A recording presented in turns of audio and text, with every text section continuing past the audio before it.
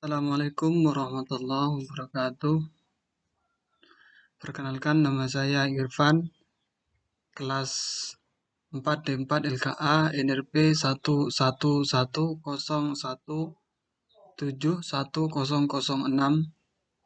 Saya akan mempresentasikan tugas kewirausahaan saya yang berjudul penakar otomatis berbasis IoT.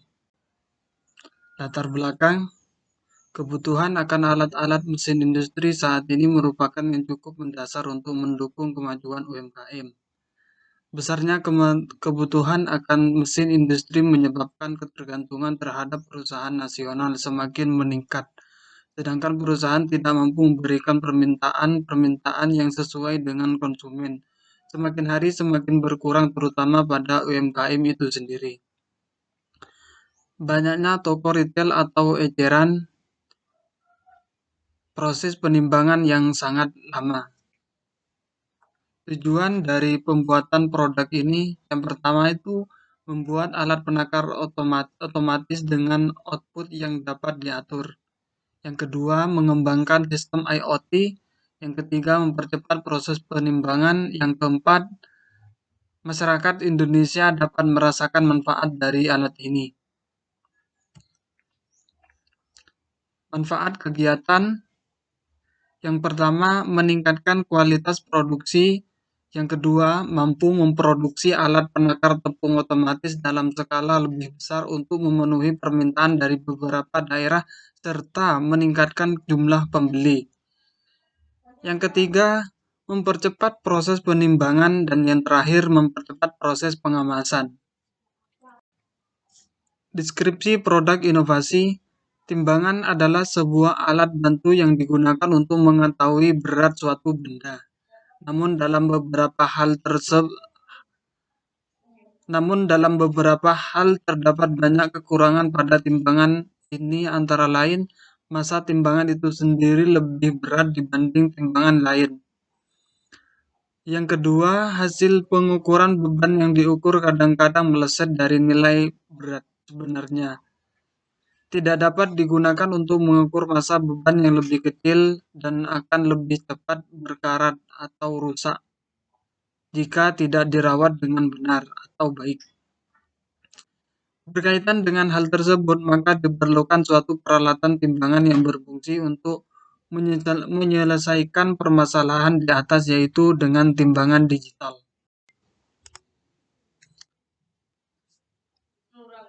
Latar belakang pengembangan produk: dalam hal ini, timbangan digital memiliki banyak keunggulan, antara lain massa timbangan sendiri lebih ringan dibanding dengan timbangan analog.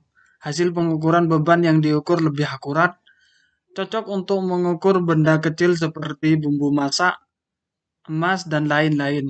Dari segi desain, timbangan digital lebih terkesan modern, dan dalam hal perawatan yang diperlukan sangat mudah. Untuk spesifikasi teknis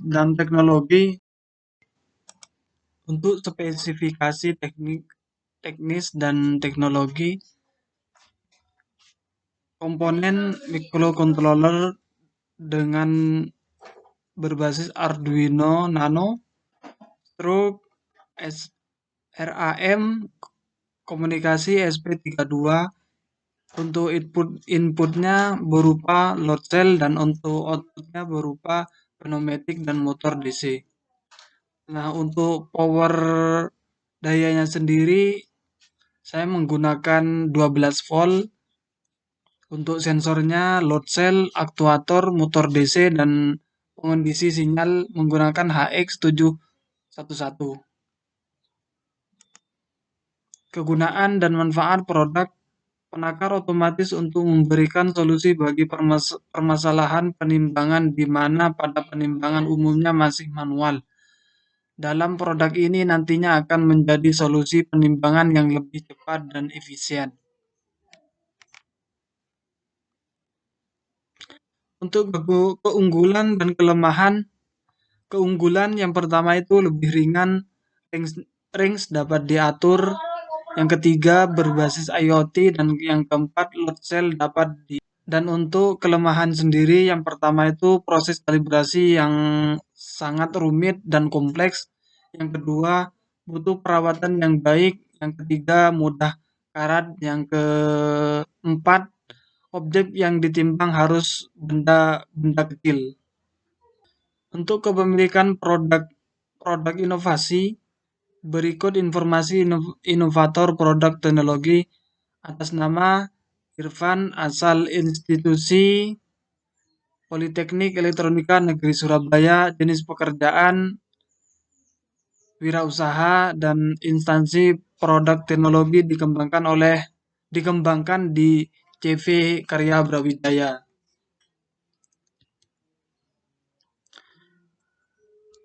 Nah, untuk perizinan atau sertifikasi dan standarisasi produk, proses standar alat ini dilakukan di suatu instansi pemerintah, diantaranya adalah BSN atau Badan Standarisasi Nasional. Proses ini dilakukan untuk melakukan kalibrasi apakah alat alat ini sesuai dengan alat pada umumnya. Nah, untuk roadmap dan pengembangan produk, yang pertama itu penciptaan ide, dilanjut dengan pembuatan alat, terus pengujian alat dan kalibrasi. Nah, untuk pengujian alat dan kalibrasi ada dua kondisi. Yang pertama itu apakah alat ini sudah bisa digunakan atau tidak. Jika dia bisa digunakan, maka alat ini langsung dites, dan jika alat alat ini masih belum bisa atau tidak sesuai dengan kalibrasi, maka dilakukan pengembangan alat. Terus setelah testing alat selesai, maka dilakukan marketing testing, dan yang terakhir dilakukan komersial atau pemasaran secara umum. Nah, untuk target pasar sendiri, yang pertama itu UMKM makanan ringan dengan skala rumah tangga. Yang kedua, perusahaan dengan skala menengah, toko retail atau toko eceran skala menengah, perusahaan tepung skala menengah, dan perusahaan pupuk skala rumah tangga, dan perusahaan minyak dengan skala menengah. Pangsa pasar produk ini merupakan seluruh masyarakat yang mempunyai perusahaan menengah ke bawah, baik UMKM ataupun sejenisnya. Nah, untuk penetapan biaya produksi dan harga jual produk, untuk bahan pokoknya sendiri, yang pertama itu Arduino Nano dengan harga 50, jumlahnya 1, load cell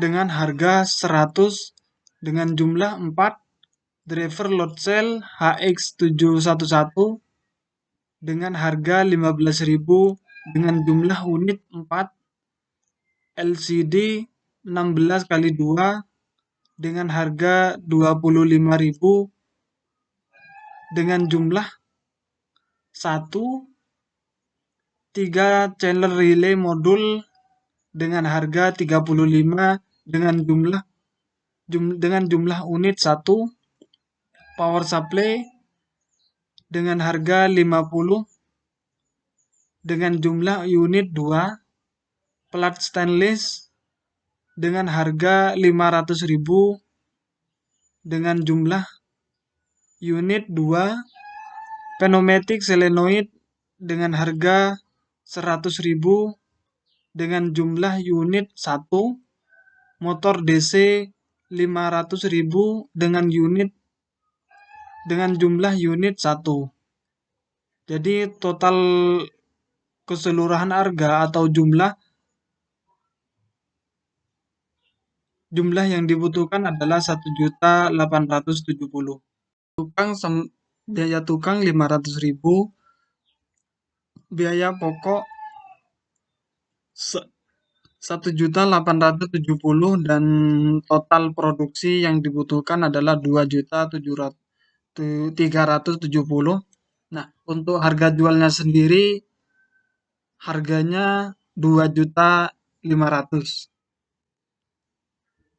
Untuk rencana pemasaran produk yaitu saya menggunakan strategi marketing mix 4P, produk, price, personal selling dan public public dan public relation. Untuk rencana kegiatan yang pertama itu desain produk. Deskripsi kegiatan ini berguna untuk membuat desain alat. Untuk pelaksanaannya sendiri tanggal 4 bulan 6 2021 dilaksanakan di rumah. Yang kedua, pembelian bahan. Kegiatan ini dilaksanakan untuk membeli bahan atau komponen. Pelaksanaan tanggal 23 bulan 7 2021 dilaksanakan di bengkel TV Karya Brawijaya. Dan yang ketiga, pembuatan alat. Kegiatan ini dilaksanakan untuk membuat alat mulai dari pengelasan kerangka, pemasangan komponen, dan lain-lain. Waktu pelaksanaan tanggal 2 bulan 6 2021 dilaksanakan di CV Karya Brawijaya. Untuk pengurusan perizinan atau sertifikasi dan standarisasi, yang pertama itu kalibrasi alat. Kegiatan ini dilaksanakan untuk memenuhi standarisasi apakah alat ini layak dipakai atau tidak. Waktu pelaksanaan tanggal 9 bulan 11 2021 dilaksanakan di kantor BSN atau Badan Standarisasi Nasional. Yang kedua, pengambilan data. Kegiatan ini dilaksanakan untuk mengambil data proses kalibrasi. Waktu pelaksanaan 25 bulan 11 2021 dilaksanakan di kantor BSN. Lanjut untuk pengembangan SDM, yang pertama itu saya melaksanakan workshop. Kegiatan ini dilaksanakan untuk memberikan edukasi dan juga memberikan pembekalan sebelum alat ini digunakan. Nah, untuk tanggalnya sendiri tanggal 2 bulan 12 2022 di Balai Warga. Nah, untuk proses promosi itu saya dilaksanakan di pameran. Kegiatan ini dilaksanakan untuk memberikan promosi dan juga demonstrasi kepada masyarakat. Waktu kegiatan masih kondisional dan keterangan tempat masih kondisional. Nah, untuk kegiatan yang pertama itu pendaftaran izin edar dilaksanakan untuk memberikan izin edar produk. Yang kedua, pendaftaran paten dilaksanakan untuk memberikan izin paten. Yang ketiga, pameran inovasi. Kegiatan ini dilaksanakan untuk memberikan promosi dan juga demonstrasi kepada masyarakat. Dan yang terakhir adalah produksi alat. Kegiatan ini dilaksanakan untuk membuat alat sampai alat ini bisa dipakai. Nah, untuk rencana penggunaan anggaran, yang pertama itu konsultasi dan sertifikasi. Biaya yang dibutuhkan yaitu 5 juta dengan persentase kegiatan 15%. Yang kedua, pengembangan produk. Biaya yang dibutuhkan adalah 2.500.000 dengan persentase 60%. Yang ketiga, promosi.